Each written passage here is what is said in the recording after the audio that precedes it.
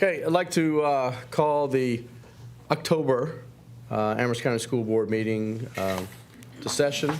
Dr. Wells, anything you need to start with before we have a moment of silence? I would just add that thank you all for taking time, calendar-wise, to be here this afternoon. Our originally scheduled meeting was the afternoon, even though we had the bomb threat called in, so we had to adjust plans kind of quickly. So I just appreciate your willingness to be here today so we can have our October meeting. Okay. So if we could stand for a moment of silence and pledge allegiance, please.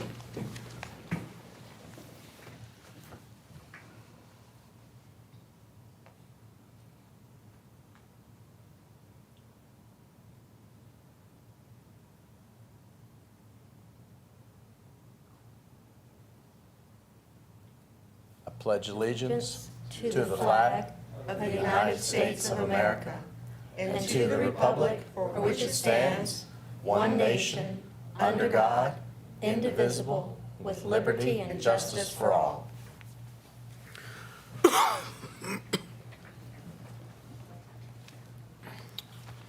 Okay, board.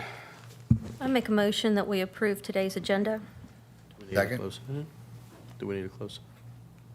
Did we decide we needed?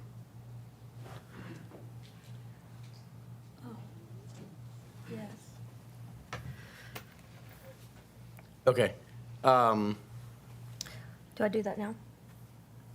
Do we have to amend the agenda? If we want to add a closed session, do we amend the agenda or just deal with that when we get to it? What figured? Okay. All right, You have a motion and it's been seconded. I know. So okay. make sure. So discussion on that. Do we know where we stand, or do we want to call the vote? I make a motion, we amend. Well, we got to finish this motion first. We got to finish this motion. So, okay. All in favor? Anyone opposed? Aye. Okay. Okay. Board, is anything we would like to add to the agenda? I would like to make a motion that we adjust the 3.01 position discussion to include a closed session. Okay. Second it. Okay. All in favor? Aye. Okay. So question on that, do you want that before any discussion here and go in closed session first, or have discussion on the floor and then go into closed session? Anyone care?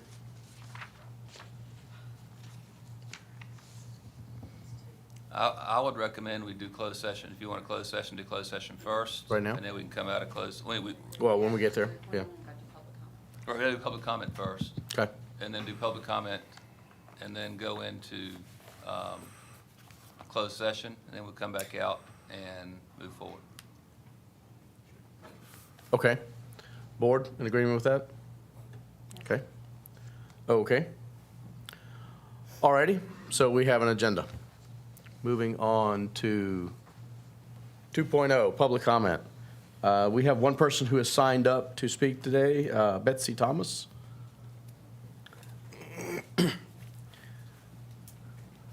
State your name and address, please. Hi, I'm Betsy Thomas. I live at 150. Oh, sorry. You're not that tall. I'm not that tall. Oh, and it's not on. I am Betsy Thomas. I live at 155 Yahweh Drive in Amherst. I also work at Madison Heights Elementary. So first I want to say hello, good afternoon. And I want to thank you all for the tireless work that you guys are doing. I know you all worked this morning. You are still working. Thank you. Thank you for all that you do for the students of Amherst County Public Schools. For those of you who don't know who I am, I said Betsy Thomas. I'm a duly endorsed preschool and ECSE teacher at Madison Heights Elementary. I hold 3 master's degrees in education, in elementary education, special education, and a master's in curriculum and development. I've been with Amherst County Public Schools since 2008. I worked 6 years as an instructional assistant, both general education and special education, and I'm currently special education teacher at Madison Heights and teach an inclusion preschool with some of the most professional and essential employees that Amherst County's public school has employed. I firmly believe that the caliber and professionalism of these folks, of professionals employed by Amherst County Public Schools is second to none. While I personally believe that we are the best district in the Commonwealth of Virginia, I also know that we can never stop improving. In order to continue being a premier school district, especially when it comes to our special education department, and yes, I'm biased, we must always strive to find areas of improvement and correct areas that need correcting. And I come to speak this afternoon about one such issue. This issue has been brought to your attention several times over the past few years, and it has, up until now, however, either been ignored or overlooked. This issue has now become urgent. The issue I'm referring to is the issue of the compensation for instructional assistants. What they receive for the vital and tireless work that they do is currently unacceptable, in my opinion. Currently, our instructional assistants' starting pay is $15.15 an hour.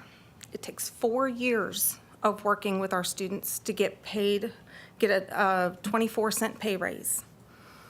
The first year they get 12 cents, the second year they get 17, the third year they get 15, which doesn't make sense to me, and the fourth year they get 24 cents. In order for someone to even be hired as an instructional assistant, they must have either a degree or receive their Parapro certification within a short period of time after being hired. Therefore, this is not an entry-level position that one can get without a high school degree, like someone who would work for McDonald's, where their starting pay is between $11.44 and $15, Walmart, where they start at $16.32, Target, who in Virginia, in this area, is hiring between $12 and $15.81, or even Sheetz, who gets starting to pay at $15.79. My teenage sons, one of which recently was working at Walmart, was making more than my instructional assistants.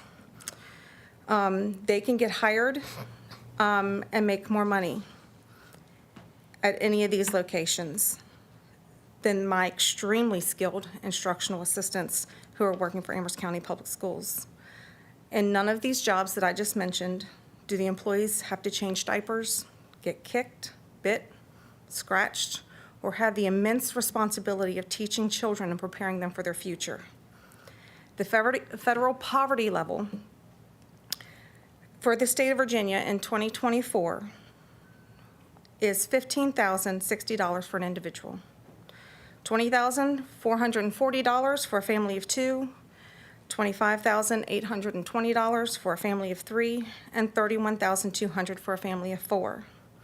Our instructional assistants, specifically one of them who works in my classroom currently, who's been there for 4 years, is still bringing home less than $20,000, is from what he claimed with his W-2s on his pay on his taxes last year. That's with his stipend that he's getting for being in my classroom. As a single parent in a household of 3, that put him more than $5,000 under the poverty level. And just so you know, when he saw that, he was extremely discouraged. I have another assistant who has recently put in her 2 weeks' notice because she can't find childcare that she can afford with what she currently makes. She'll be changing hopefully to a substitute where she'll be able to work around the days that she has no childcare. It is shameful that we are paying full-time employees so little. I don't know what our instructional assistant turnover rate is, but it has got to be high. I personally know of a teacher who in the last year had 2 different instructional assistants resign during the school year because they could not afford to have a living and working with Amherst County. They loved their jobs, but they couldn't feed their children. It makes it very difficult for parents with the amount of money that they make. These departures left the students to be supported by long-term substitutes, making instruction very difficult for the teacher. It also caused other instructional assistants to feel very undervalued and overwhelmed by the additional workload it put on those that were existing in the building. Our instructional assistants are considered full-time employees and are offered much-needed benefits. However, they are paid hourly and are not allowed to work more than 35 hours per week without prior approval. The instructional assistants routinely need to work over to make sure our students are fully supervised and at times struggle to get lunch when needs in the classrooms are high. Yet they are not allowed to claim this time. They are told to flex out their time. But how are they supposed to do this when they are with students the entire school day during giving instruction and support? Instead, they end up working extra time without pay. Thomas, can we wrap it up? Yes, sir. Okay. I'm going to jump ahead because our instructional assistants are required to have specific training, which Amherst County has to pay for. There are 5 different trainings that are required for these instructional assistants: NCI training, class training, tools of the mind training, conscious discipline training, and those who work with special ed, they have an autism training they do as well. We pay a lot of money. You all have been very, very generous in giving us the money to train these people, and they are well-trained, but it costs us a lot more when we have to continue training new hires. Our classrooms are scored on class. We have observations. They don't look at just the teachers, they look at the instructional assistants. They are valued as much by that as the teachers are. And I really would hope that the board would consider, when you do the budgets for next year, consider giving them a significant pay raise. My one that's not leaving me is trying very hard to stay, but he's worried that he can't stay past Christmas. Or they're getting dire. And I really would hope you all consider that. Thank Okay. you. Thank you. So there was no one else signed up to speak. Is there anyone from the audience who'd like to speak?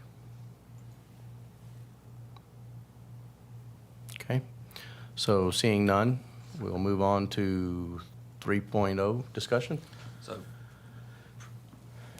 pursuant to Section 2.2-3711A1 of the Code of Virginia, it is recommended the board convene a closed meeting for the following A1 personnel. Okay, board? Motion? I make a motion, we go into closed session. Second. Okay, all in favor? Aye. Aye. Right back.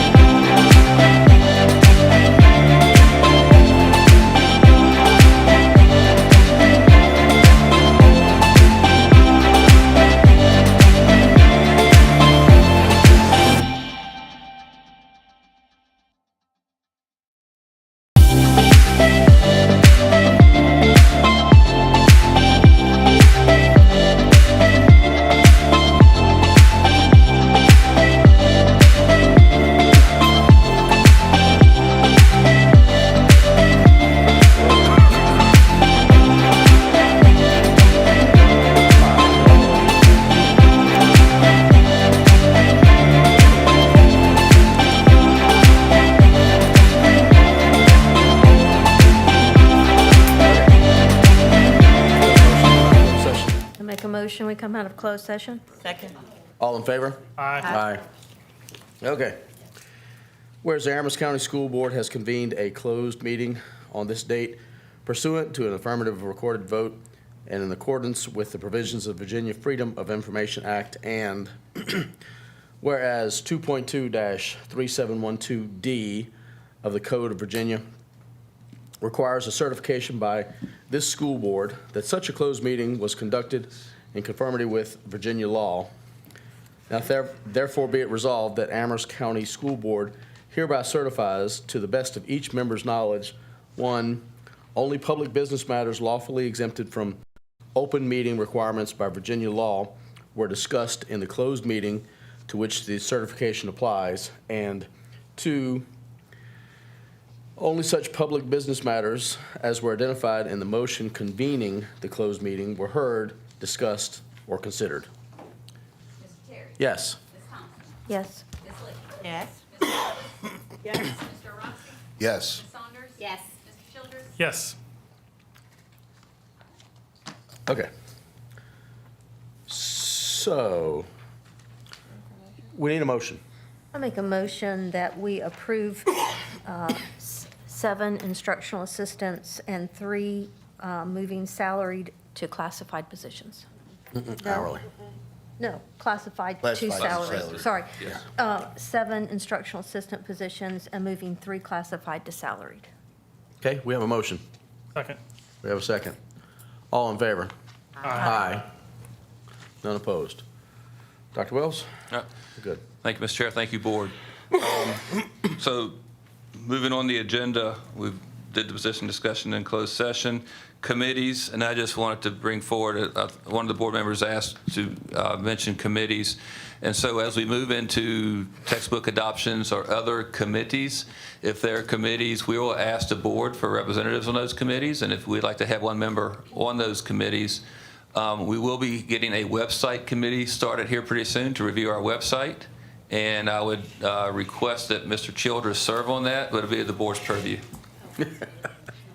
Tag, you it, sir. Can we do no nos? Okay. So as those committees come forward, we'll bring them to the board. And again, if you'd like to serve on those as a board, y'all can decide who serves on which committee. Okay. Board, any other questions? Yes, ma'am. Do we have an academic committee? We do not have a technical academic committee. We do textbook committees and things of that, but we don't have one strictly on academics. That is, again, something if the board, We have the CSIP committee right, that does that domain. yeah. The what? CSIP, that domain for academics, which is domain 1 under our new school improvement process. So we could, if you wanted to have a board member serve on one of those domains, we could do that as well right now. So that focuses on the academics piece Okay. of it. I would definitely like to see a list of each committee we have and who's on the committee, and if the board wants to have a representative. Thank you. Okay? We'll get them to you. Thank you. You might get more committees than you want to see, but we'll get them to you. That's okay, All right. since we're supposedly approving all of them, we want to Yes. know what's on them. Yeah. Okay. Okay. Moving on to 4.0. Consent agenda. Consent agenda. Board, have you had a chance to look at the, Move for approval, Mr. Chairman, on the consent agenda. okay? You got a motion? Second. Okay. All in favor of the motion? Aye. Aye. Okay. None opposed? Dr. Wells, consent agenda? All right, thank you. 5.0. 5.0, policy revisions. And on these policy revisions, these are the ones that we gave you earlier last month as a second read, so to speak, and there were questions about these are the ones that just had the grammatical changes, and we were asked to bring it back to you this month. So if there are any questions, the actual, I just ask that you take a look at those, and also policy GCL, which one we had to bring back to you because we had to approve policy GC before we could approve policy GCL. You approved policy GC last month.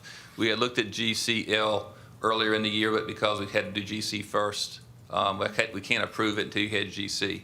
So we'd like to do GCL as well as the other ones I brought to you last month. Okay. Board, anything from anyone?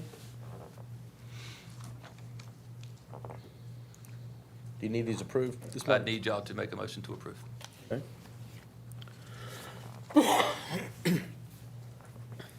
I've reviewed them a couple of times. From my standpoint, I vote that we approve those as revised. Okay. I'll second it.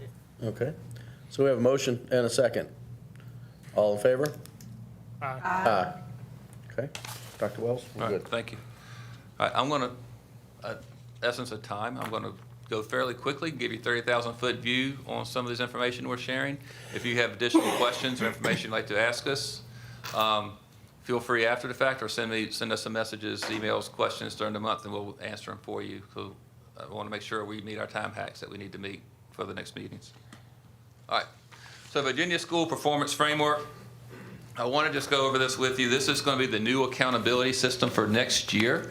However, we are able to kind of look at our data from this year due to some formulas the state has given us to kind of see where we would be based off last year's testing right now, if we were using that same system. So I want to go through this with you a little bit just so you can see it. So we do have the support framework. So you have basically 2 lines here. You have elementary, middle schools. They look at growth, readiness, and mastery. And the high school looks at graduation, readiness, and mastery. So we don't get growth at the high school, but we do get growth in middle school and elementary school. And again, it goes down through performance categories, aligned identification improvements, and Office of School Quality support and federal dollar allocations. So on this, if you look at this is kind of where the points come from. 65% of the, it just died, Brittany. There you go. 65% goes to mastery, 25% is in growth, and 10% is in student readiness, for a total of that 100% for elementary. In middle school, it's 60% mastery, 20% growth, and 20% readiness. And then high school, it's mastery, graduation, and readiness. And those are the categories we have to get evaluated on, and there's a point value associated with each. So indicators within each component: growth looks at reading and math. Expected growth is 12.5%. Mastery, the 65% of that is reading, SOL, and VAP test, math, SOL, VAP test, science, SOL, VAP test at 10%, progress in English language proficiency, and in the readiness category, it looks at chronic absenteeism, and it looks at the 5 C's performance. This coming year, they will not use the 5 C's. They'll just, chronic absenteeism will count as 10%. They won't count the 5 C's this year because the state has not pushed that out really yet. Middle school, again, you look at growth, you look at mastery, you look at readiness. Again, readiness is chronic absenteeism and advanced coursework, and the 5 C's. Again, they're not using the 5 C's this year in middle school either. But so it'll be more points pushed towards chronic absenteeism and advanced coursework than on the 5 C's. Again, mastery then counts as 20% for reading, 20% for math, 10% for science, and 10% for English language proficiency.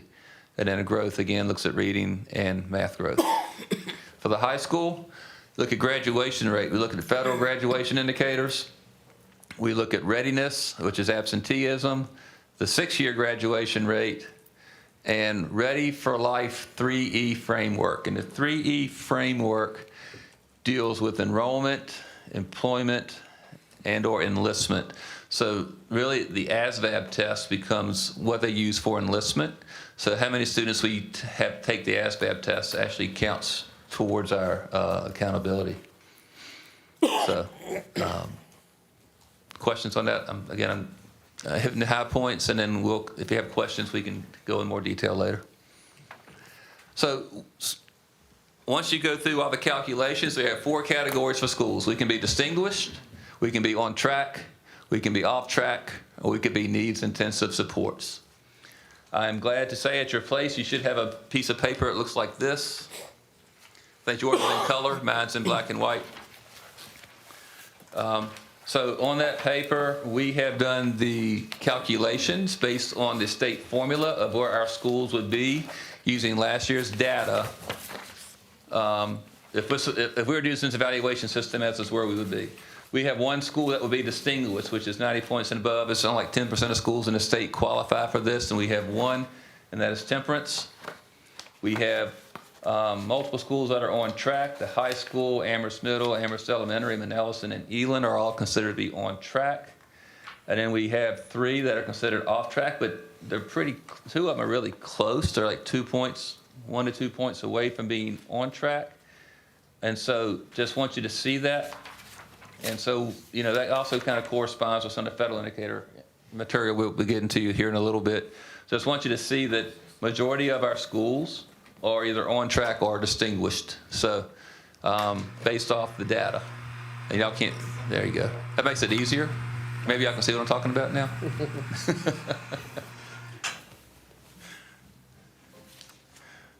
Okay. Got it right here too, though. All right. So the data, the one I gave you earlier that was in your packet, initial packet, we hadn't done the math calculations for the secondary schools, but the latest information I have at your place does have the secondary schools indicated. Okay? So I was really hearing from the state, some of the comments I've been hearing from people across the state. I was really worried how they were going to do the scores and where our schools would be. I was very pleased when I saw the calculations and how our schools came out. Yes, there's still work to do, but I feel like I feel overall pretty good about where we are. We know there's work to be done. We understand that, but we'll continue working on that.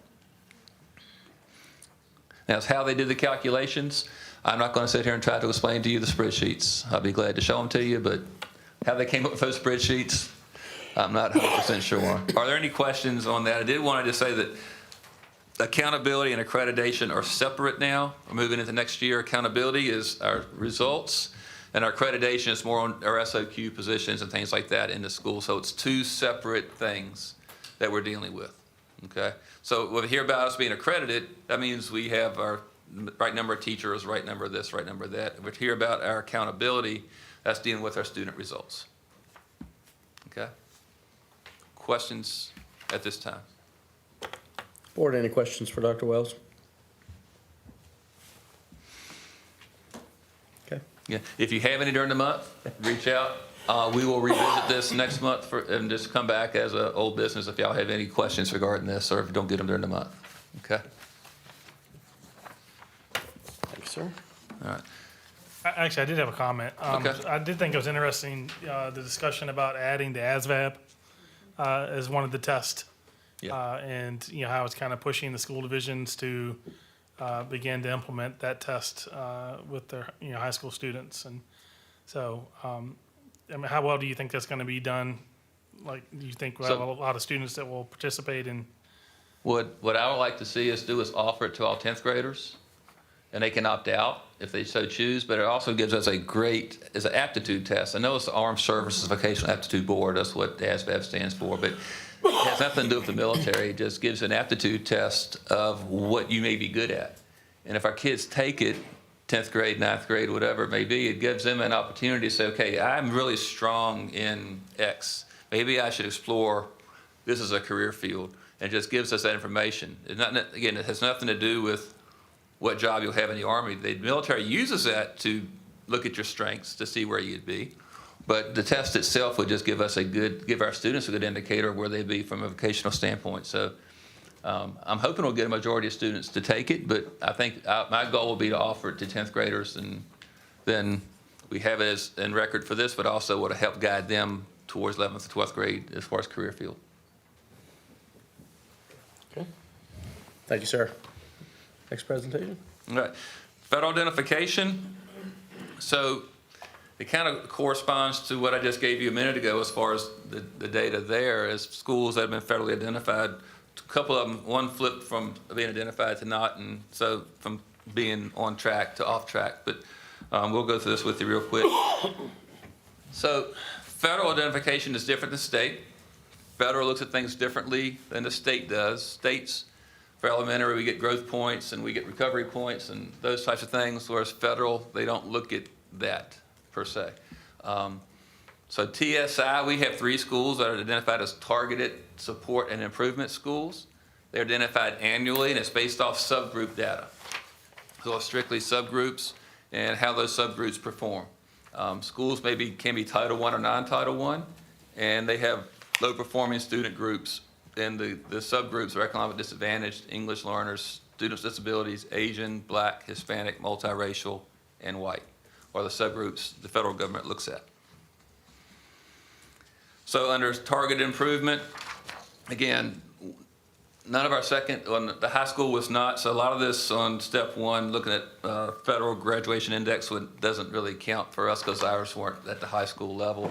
But it looks at things at the two consecutive years and the lowest 2 quarters. But under step two, if the EL student group was identified in step one, retained schools that did not meet the interim EL progress for 1 year and so forth. And in step three, retained schools, this is where most of ours are, retained schools that did not meet interim progress for chronic absenteeism for 2 consecutive years and are not accredited using the most recent school year data. So mainly they were using criteria 3 when looked at our schools.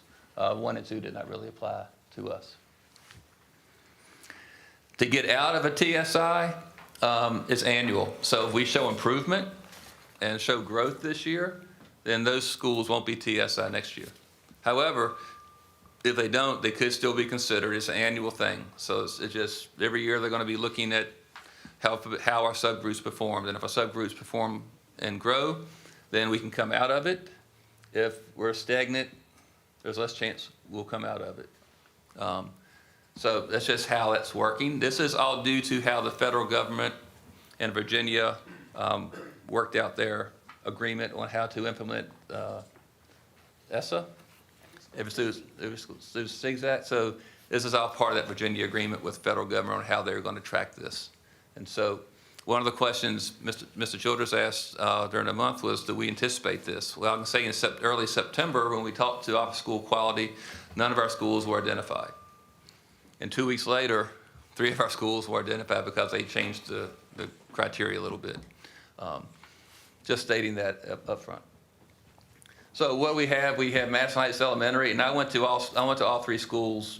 Well, Madison Heights this morning, and Nelson and Central yesterday, and kind of walked the staff through this a little bit so they understood it. Madison Heights, the reporting group that was found as needing targeted support were the white students at Madison Heights.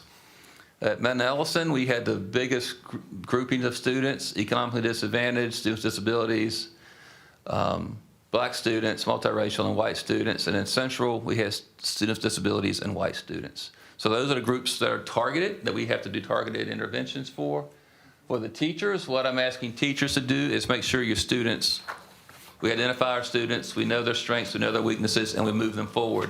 Staff is going to require some reporting and things like that, so the principals will have a couple more reports to do. Our staff will have more reports to do, but the classroom teacher is more using their PLCs to identify students, know what their areas that need to be improved upon, and moving those students forward, which is what they should be doing anyway. So it's really not going to have an impact at the classroom level per se, but we do have to identify these students and work with the schools to move make sure these students are identified and they're moving forward. Questions? Well, quick question on that. So Sure. if it's not going to impact at the class level, how are we going to make? Well, I'm saying as far changes? as far as teachers needing to do extra reports and come to extra meetings and do this, we are going to be identifying our students and making sure we are tracking our students, but teachers aren't, as we look through our domain information, there's no additional requirements for the teachers in the classroom to go out and do a program or making sure we are identifying our kids, we know what their weaknesses are, and we're putting interventions in place. Special interventions Right. for those kids? For those kids to make sure they're moving forward. Okay. But as far as having to sit in 5 meetings with the state and pull from class to do the special PDs and stuff like that, none of that's required. It's just us making sure our teachers are really doing what we've asked them to do, and that's identifying. And part of that comes through our domains that we're working with anyway right now, identifying those students. So you'll see that coming up when we talk about those domain teams. Next step, so we've created a division level team, and each of those 3 schools is going to have a team that's going to work on making sure we're doing what we need to do with these students to move forward. And so we have one division, and each school will have one, which is mainly the administrative team and a few select lead teachers in the building to kind of help with the planning. But the overall the average teacher should not have a major change in their responsibilities. And that's the 30,000-foot view on that. Board, any questions for Dr. Wells? Yes, sir. Yeah, so I had sent you a few more questions. So one of the questions I had was, are there any significant number of overlapping subgroups? Meaning, do we have some that are sped and white? Because I know the white category was one of our groups that got us. So and I think that's more positive if it is, right? Because we Right. fix that one, it fixes two groups. Correct. And then brings us up. So it'd be good for the board to be aware of that. And then the second, next question was, with the new model, it seems to be a little tougher. Yes. And are we concerned about any future schools, as we're looking forward to how the model is going to be done next year, that we're going to be hit with either additional schools or be harder for these to come out of this? And then what are we doing to kind of prevent that and head that off? My big concern moving forward is the scale increases each year, so to speak. So you have to show that growth, and as the scale goes up, say it's 70% this year, next year it's gonna be at 74, and then it's gonna be at 78, and then it's gonna be, until it maxes out federal identifiers. So, that is a concern, but I feel we can, if we're doing the growth, like we've talked about doing the things we need to do, I feel we can get these schools and students up where they need to be and continue growing. As far as schools that I'm worried about will be those that are right there on the bubble. If you look at our state and some of those that are on the edge, we make sure we're doing those interventions there as well. And that's why the work with our domain teams, especially on the instructional side, we're really focused this year with that work on identifying those students and making sure we're putting those interventions in place, regardless of whether you're identified school or not. So, but the three identified schools, we'll get some additional attention because they are those that identify. But then we're going to spread it out to some of the other schools Yes. that we may suspect as being caught next year. Yes, sir. And then the other question I had was around special instructional strategies. So with our, many of our subgroups, there are special instructional strategies that you can implement to help support those groups. There aren't typically any special strategies for our white students. So how are we going to address that to move forward? Because obviously that was one of our big categories that got hit. Well, I'll start, and Dr. Norman can chime in when she thinks. Basically, it comes down to core instruction and making sure our core instruction is where it needs to be. And if our core instruction is where it needs to be, regardless of what group you're in, you should see growth. So the focus has to be on core instruction in some of these areas, making sure that is where it needs to be. I will say also, at a couple of these schools and a couple we had a couple staff that did resign, or whatever you want to call it, left early last year. We had to fill those positions with long-term subs. I think that did have an impact on the overall school and their students' ability to get the material they need to get. So that has to be a focus too, making sure we get the right people in there and supporting those students in that way too. Dr. Norman, I don't know if you want to add. One of the things that's different in regards to the strategies, because they're federally identified now, we're required to use not research-based instructional strategies. We're required to use evidence-based interventions. And there are 4 different processes that you have to go through. I can give you access to those, but there will be a little bit of training with our teachers on that. Our division plan must identify those evidence-based interventions that we have selected to use at each school for each subgroup. And then the school plans have to do that, and then that has to be shown in the PLC documents at each of the schools for each of the areas that are identified. And would those be consistent like for tier 1, tier 2, tier 3? Yes, sir. You have evidence base for each one of those? Yes, sir.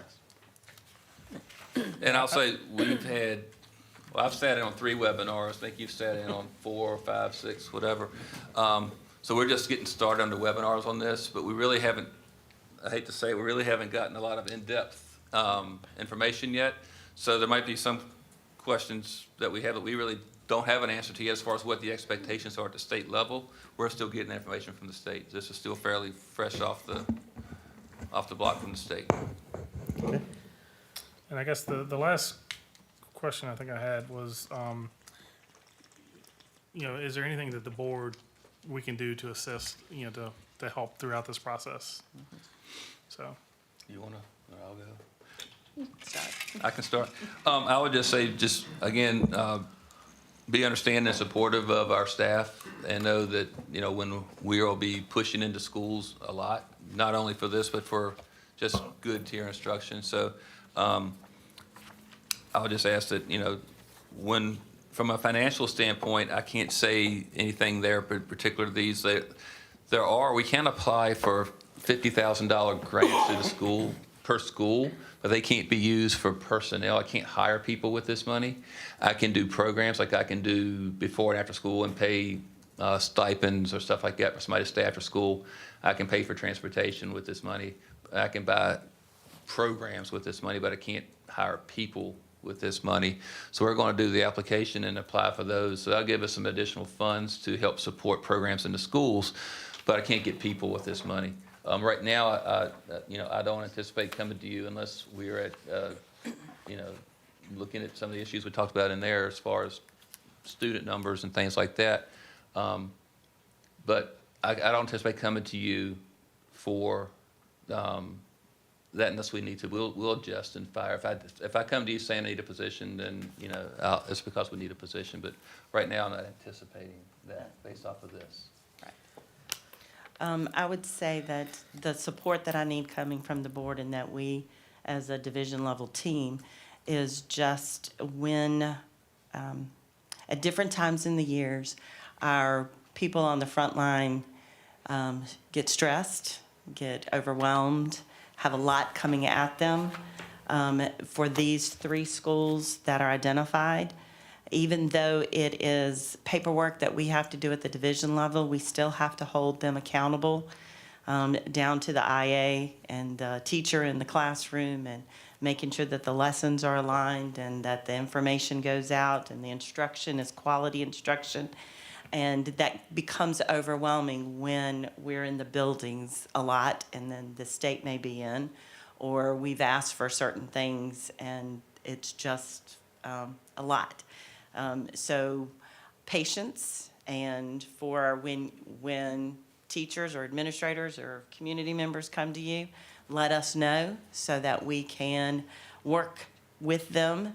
We don't ever want to be like we're telling you this is what you have to do because we're at school board office. That's not it. We want to work alongside them. We want to help them.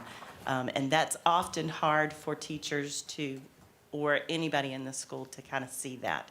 I think we do a really good job here in Amherst, making people feel and make them understand that we're here to help them, not to be the gotcha kind of person.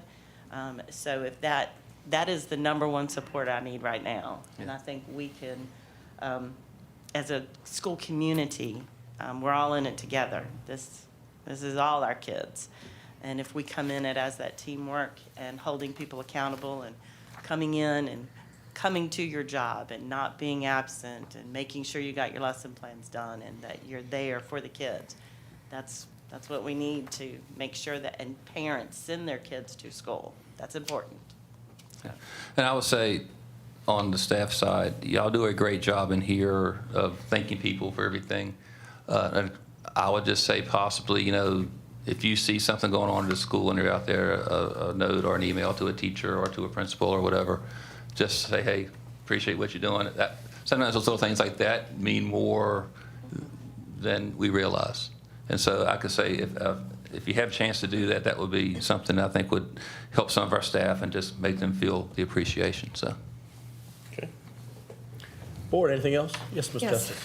quick question. What is evidence-based instruction versus research-based? Is one more stringent than the other, or are they just, okay, Yes. so, So research-based is that strategy has research that's been conducted on it, but it hasn't been in the system long enough to show that the outcomes are good.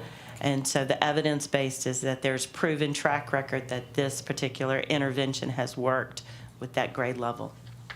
great. Okay, you mentioned at a previous school board meeting about an instruction strategy you used in SPED, I think, that your students were going like 2 and 3 grades in a year.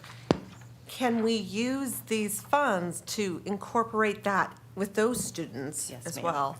You're talking about really great reading. It's a reading program that it's phonetic-based, and we use it specifically with students who are probably 3 or 4 grade levels below in their reading. And so you show a lot of turnover that is growth in this program. And yes, ma'am, if it is on the approved list from the state that they give us, which we have not gotten that yet, we can put more children on this program. Can we submit that program to the state and ask them if it can be approved at this point? That way we're ahead of the game? We've actually done that. Okay. We've sent in about 16 or 17 items that we currently use here in our Great. division that we see improvement with. Great, thank you. Thanks.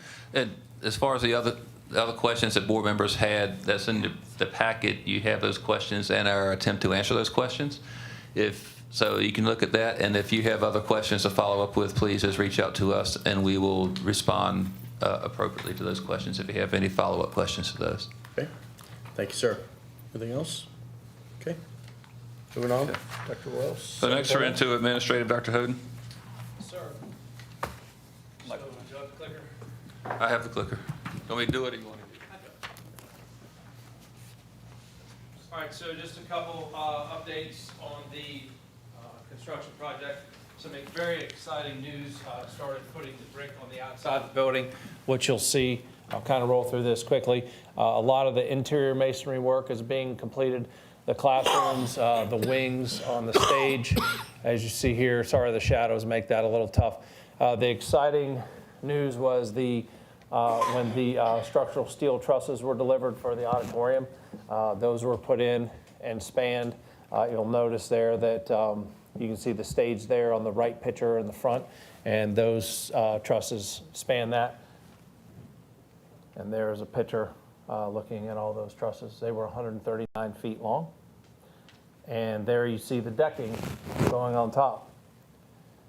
So that is now all decked in, and the cafeteria is as well. So now they're working on the waterproofing of that. There's a couple of views from the rooftop. You can see all the decking on place in the right picture on the hallway, and then the auditorium itself. Interior work taking shape there with some interior walls. The masonry folks really roll on. All right, there's the exciting part. So you'll see the darker brick, and then they actually started with the light brick there. And if you remember what the first picture looked like, so that is actually really taking shape. And I will tell you that they are rolling on that brickwork. So it's pretty exciting. Tim, is that closure size brick, or is it regular size? It's I don't know the exact size, but it's pretty, Long. yeah, it's Yeah, a okay. longer, Yeah. longer brick. Yep. All right, this is the field house. Ms. Legan will have restrooms for you in March. Yay. So we're very excited to start that DEQ process for that. Was very difficult, but we got that rolling, and they've got that graded. It will be formed, and in the next week or so, that pad will be poured, and then it'll have to sit a little bit before. But the building will be delivered second week in November, and then they'll start putting that up and then working on the inside. We've asked them to concentrate on the restrooms so that they're ready for the baseball, softball season, so we don't have to use porta potties. All right, and then this is just your kind of timeline there. I'll kind of roll through that for the inventive time. You've seen all that. And then just remember, you can see the striping there, so you can actually see that in the real brick picture that I put. So within the next few weeks, you'll be able to see a lot of that take place. The goal is to have everything weathered in by the 1st of December. That means doors, windows, so they can then begin on the inside work.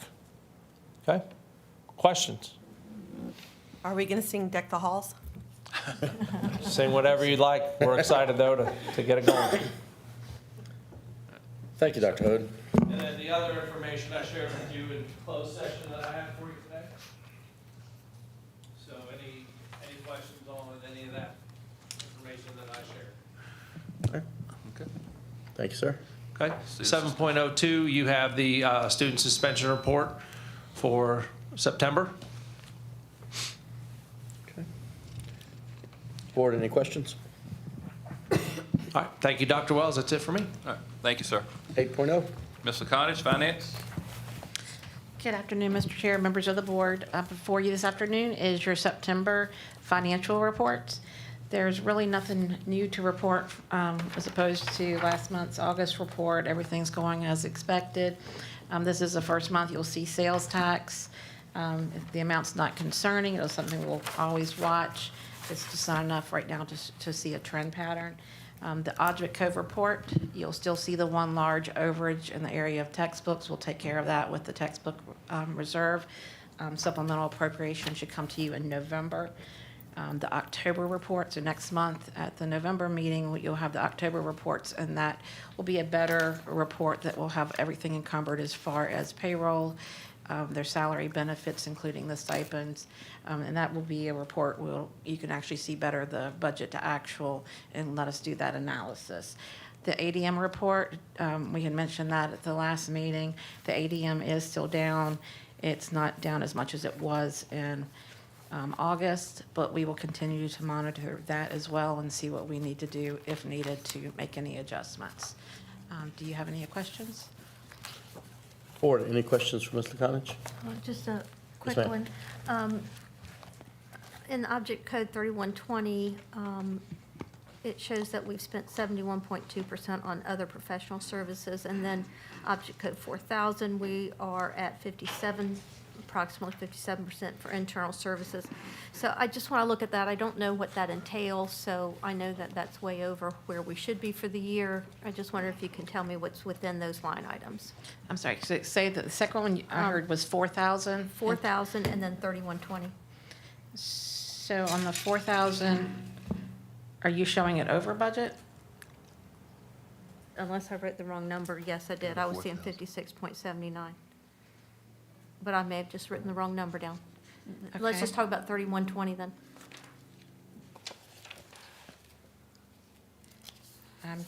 Are you showing 3120 over budget? No, it's not over, it's just we're at a high percentage of money being spent. Oh, Well, yes, I Okay. apologize for No, my no, you're fine, verbiage. you're fine. I just Yes, wanna make sure I meant- understand the question. I meant we were over where I would anticipate for this time Yes, of year. ma'am, I understand, I I'm sorry. apologize.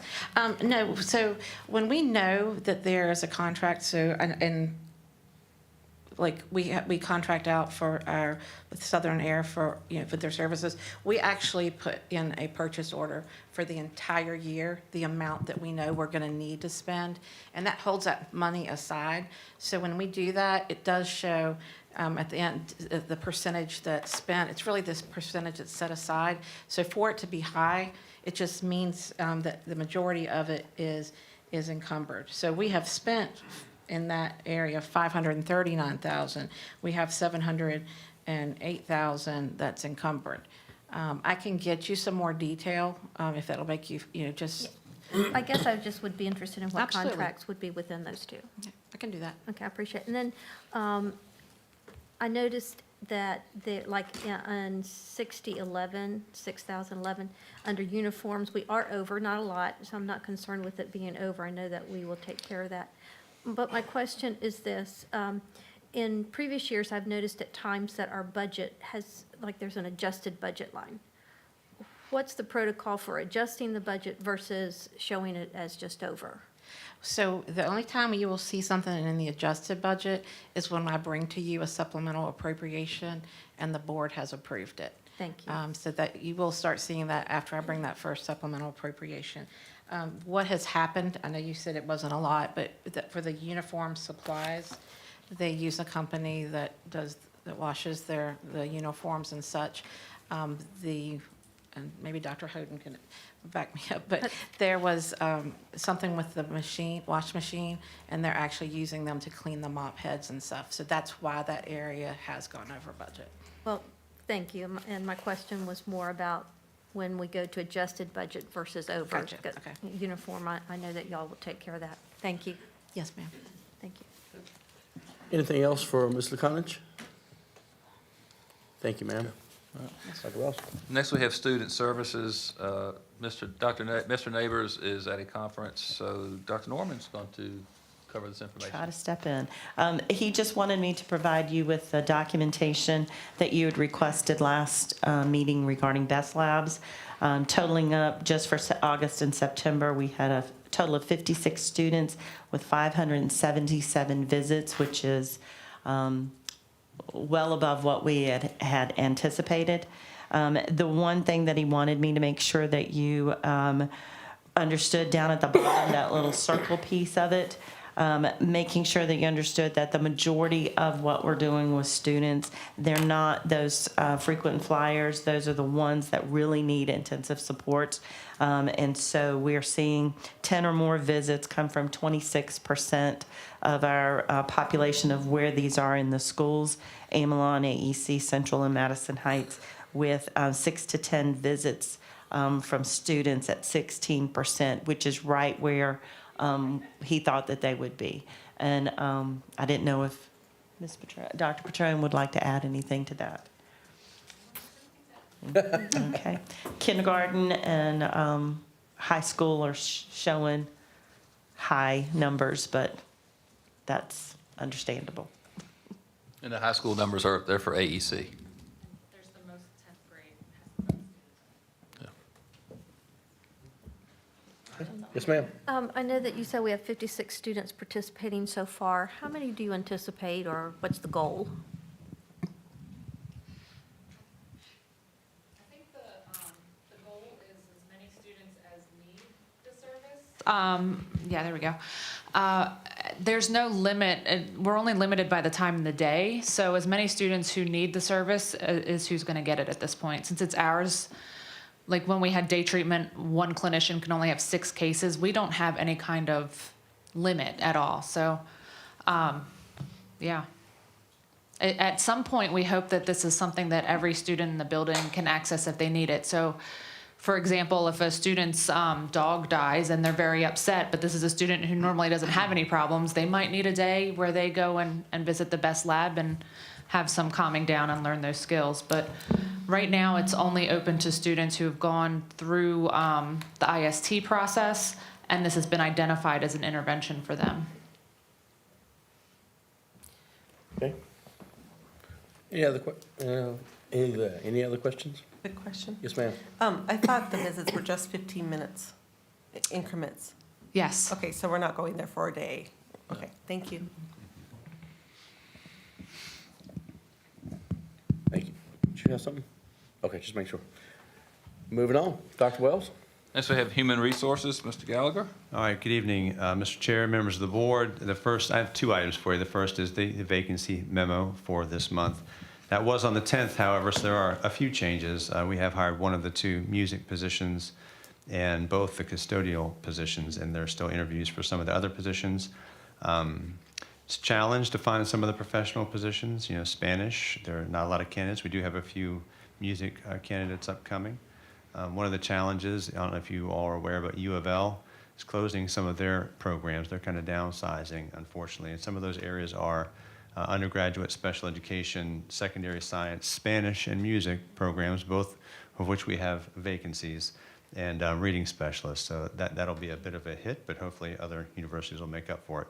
But I'm happy to take any questions that you might have. Board, any questions for Mr. Gallagher?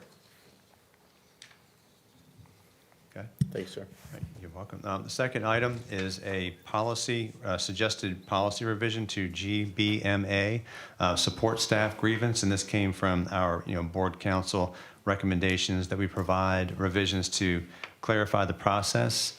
When comparing our grievance process for support staff to professional staff, it felt like there were changes that were necessary to, 1, clarify the process of how to fill that out, provide specificity for the reasons for grievance and the relief sought, also to provide proper process for a hearing administrator, the steps that are necessary before going to a school board hearing to make it more in line with a proper process like our professional staff grievance. So those are outlined. You have a clean copy as well as the proposed changes that were provided to us. The policy was VSBA policy. Our council also reached out to them to make sure that their proposed changes are appropriate, even with VSBA, and they said yes. So, And this is a first read. first So- read, any questions you So have, though? just let us know during the month if you have any questions, There you and go. we'll talk to you about it again in November. Okay, All right, thank you, that's all I have tonight. thank you, sir. Thank you, sir. All right, So- 11.0. Next, we have our student rep. And Will Carver is on the head. I will say that Denasia, she was not able to get out of school because she had classes, and then she also has the Amaricos are doing their work for getting ready for show choir. Yeah, Denasia's super involved, so that's awesome for her. But I'll try to cover what she had as well, even though I'm not as familiar with it. I know she's a big part of theater, and they took a trip to the elementary school a couple weeks ago, and sort of introduced some of those kids to their program, because in the future they'll be able to obviously take that program. So she really loved that. And then she also went on a trip, and other people in theater as well, last week for 2 days to do some sort of competition. And I think they did Romeo and Juliet. So I don't know a whole lot about theater, but it seems that they're very involved, and the students enjoy it a lot. I have a lot of friends who do theater. But as far as I have, football season obviously is something we really love, and the 12-man club's something I'm a part of. We really love that.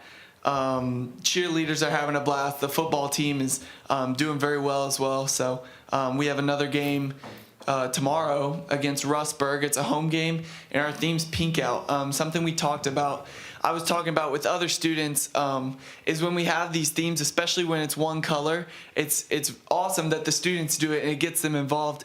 But what if we got more than just the students to do it? I don't know if you are familiar with college football, and like Penn State has their whiteout game, and that atmosphere is it's crazy. Like the whole stands is wearing white. So we've always talked about trying to find ways that we can reach out to other people attending the games and tell them the theme. So this Friday is for breast cancer awareness. So wear as much pink if you're going to the game, and we'll figure out ways that we can tell them in the future. I know football season's sort of coming to an end, but in the future, I think it'd be really cool if we got the community involved in the themes as well, and not just the student section.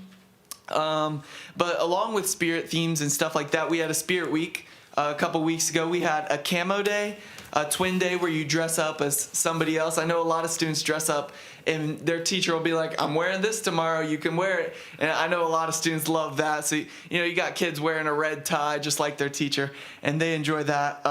We had a pajama day, a jersey day, and a Lancer day where we all wear our Lancer colors. Which was followed by a home football game where we won 69-0, and then homecoming the next day. So that was a super exciting weekend as a student, and especially for the football players, they loved that as well. For NHS, we had our induction ceremony, and we had 46 new members of the National Honor Society, which was very cool to see. I'm the president of that, so I got to give a little speech, and just seeing these kids and how they're going to leave such an impact with services, it encourages me as well. And also through NHS, we had a truck from Gleaning for the World come, and we all collected supplies, and the community did as well. And a couple of us worked on the truck, just picking up cases of water and cleaning supplies and stuff like that, and loading the truck. And that was also another one of those super cool humanity encouraging moments, seeing a lot of people in the community and students using their own money to help other people who are struggling at the moment. So that was awesome. For FCA, it's another thing that I'm a part of. We had a worship night, which was also big in the community. A lot of people came, which was followed by another community worship night that Saturday. Both were super cool, and it's cool to see the students getting involved in clubs like this, but all sorts of clubs that we offer. For college application week, I was just talking a little bit ago. This week, it's free for seniors for several Virginia colleges that have waived their application fees. So this is like application busyness week for seniors, especially if they're going to a Virginia school, because many of them offer opportunities so they can apply. We also have representatives that have been coming to the high school and doing on-site admissions, so they'll tell them about their college, work them through the application process, and they'll find out right there if they're in or not. I have friends who went to the Radford one and knew right then and there that they're accepted into Radford. And I know they have Sweetbriar and Lynchburg too as well this week. So we also had a senior breakfast for our seniors where we learned about cap and gowns and different graduation requirements and stuff. So it's that season already, even though it's the beginning of the year, and it's exciting. And then the last thing I'll mention is we are also doing a trunk or treat October 27th. And that's, so for example, for me, our soccer team's doing it. So we signed up for a spot, and kids will come. I did it last year as well with the 12 men.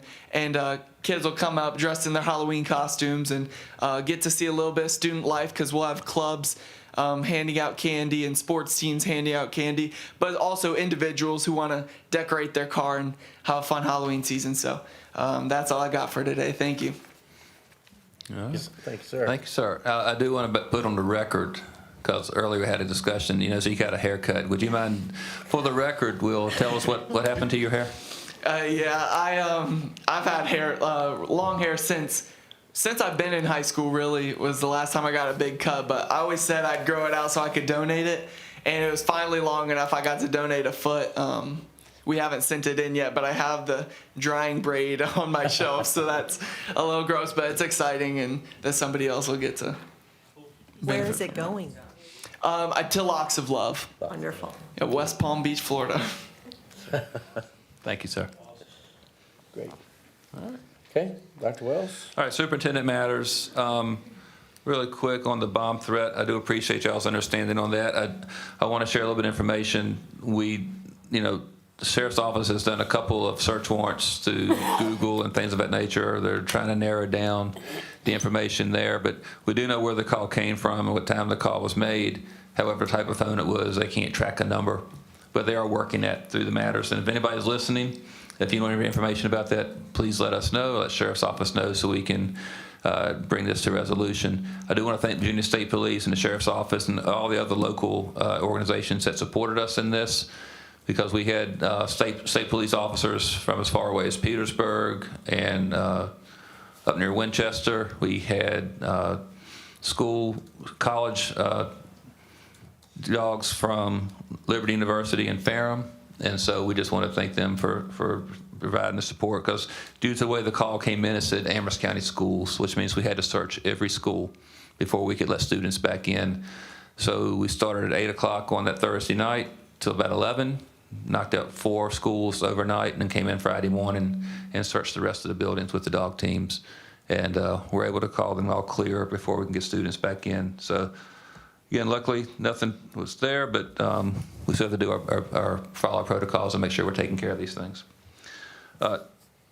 Tailgates, November 8th is our last tailgate. That's the one that was supposed to be the same weekend as the bomb threat. So we're doing that November 8th, and you're all invited to come to the tailgate November 8th. Show-up day was rained out in September because of Hurricane Helene, and most schools have been able to do this type of event there. Not quite as the detail they wanted to do that they had planned, but they were all able to get some type of event in for their students. Take Your Legislator to School Month is November 15th. We'll be at Amherst Middle School. Right now, we're looking at around 9 o'clock at Amherst Middle School. Again, we'll send something out to you on that. Make sure you get on your calendar, but we'd like for, if at all possible, y'all to be there, and we're going to reach out. We're reaching out to our local legislators now. Those that aren't up for election, we're going to send something to right now. Those that are in the election process, we'll wait and see who wins, and then send an invitation as well on that for our local folks. The SBA convention is November 20th to the 22nd. Right now, we've heard from Ms. Ligon and Mr. Childress. If anybody else would like to go, please let Brittany and myself know so we can make sure we have rooms. We do need a drop dead date of November 1st because of the hotel room cancellation. Right now, everybody has a hotel room. We've booked rooms for everybody. If you know you're not going, let us know so we can go ahead and drop those rooms. If you're going, again, by November 1st, just let us know so we can make sure we get the rooms taken care of. And then the last thing I have is the pen recognitions. So we have 2 board members who have earned pins from the Virginia School Board Association.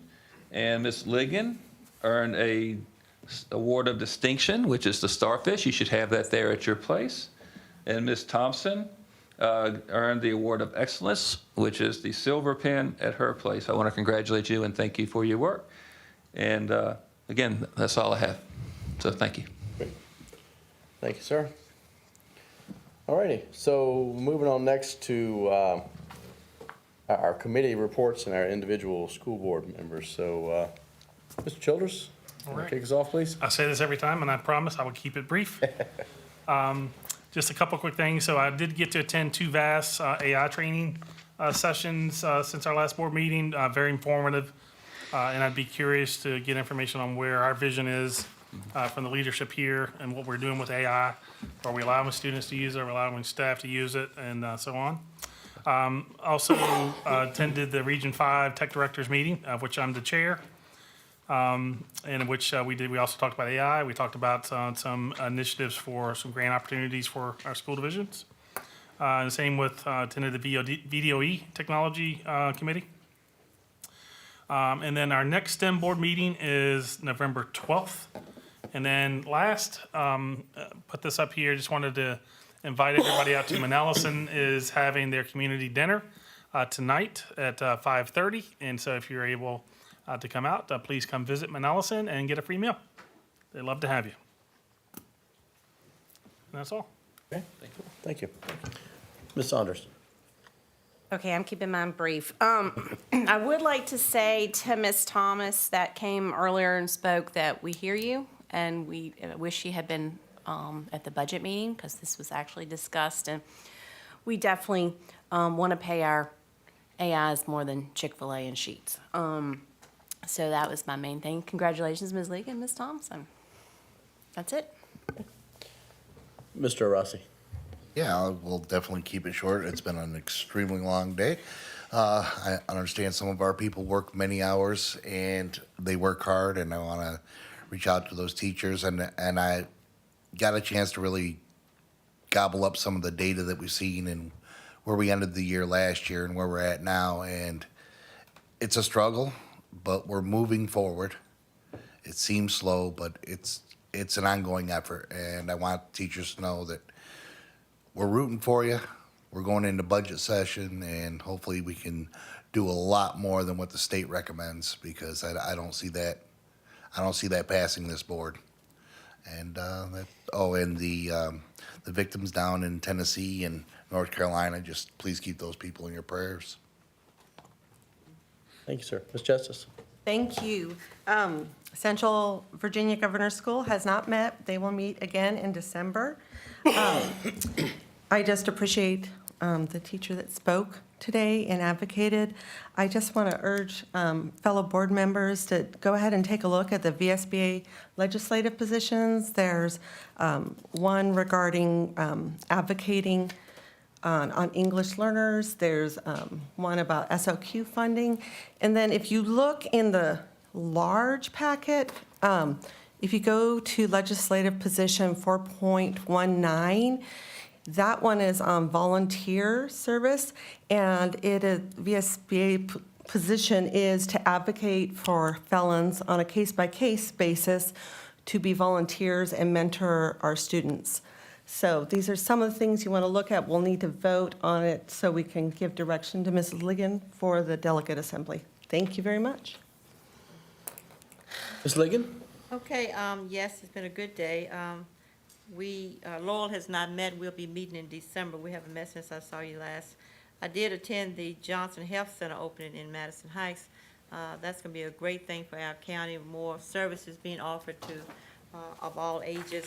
I did drop by the Education Foundation, had a get-together last Wednesday evening, talking about the things that they provide, the mini grants and all the things that they do. So I thought that was well planned out.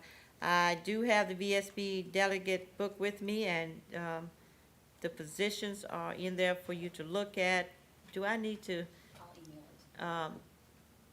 Brittany, being so kind, will email the positions to you, and we will talk about them in November, because we still have time to talk about before I go to Williamsburg. So look at those, or you can email me if you have any issues with that. We had fun at the tailgates that we've been to so far. Dr. Wells and your company, thank y'all for doing such a great job right there. Yeah, I was getting ready to say about that community dinner tonight in Manalasan. We're gonna try to get by there if we possibly can.